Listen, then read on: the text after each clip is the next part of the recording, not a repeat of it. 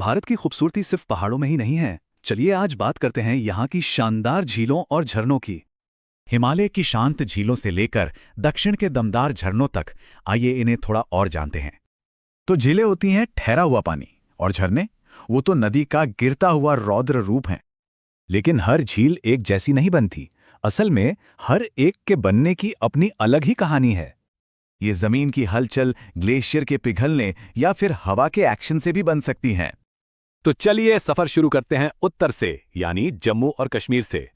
यहाँ वुलर और डल जैसी मशहूर झीलें हैं, और लद्दाख की पेंगोंग तोसो को कौन नहीं जानता। एक छोटी सी ट्रिक, जिन झीलों के नाम में नाग आता है वो अक्सर यहीं की होती हैं।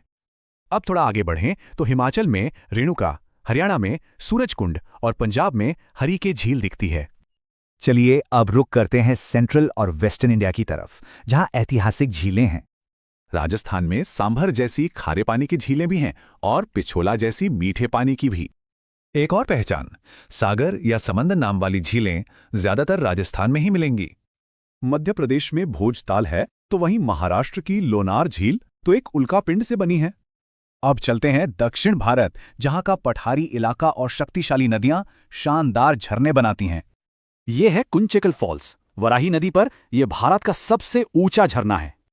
और ये देखिए शानदार जोग फॉल्स, ये भी कर्नाटक में है, शरावती नदी पर।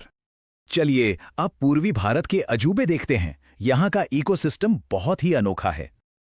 छत्तीसगढ़ का चित्रकूट फॉल्स, पता है, इसे भारत का नियाग्रा भी कहते हैं। यहीं पर है मणिपुर की तैरती हुई लोकटक झील और ओडिशा की विशाल चिल्का झील। लेकिन क्या ये जगहें सिर्फ घूमने के लिए हैं?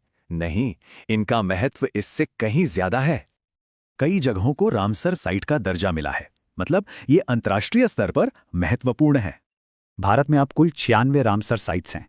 ये इनको बचाने का एक बड़ा कदम है। तो हर झील और झरने के पीछे भारत के भूगोल और इतिहास की एक गहरी कहानी छुपी है।